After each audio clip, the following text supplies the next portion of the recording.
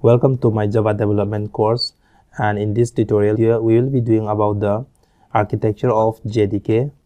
The architecture of the JDK Java Development Kit is designed to facilitate the development and execution of Java applications. It includes a set of tools and libraries that developers use to compile, debug, and run Java programs.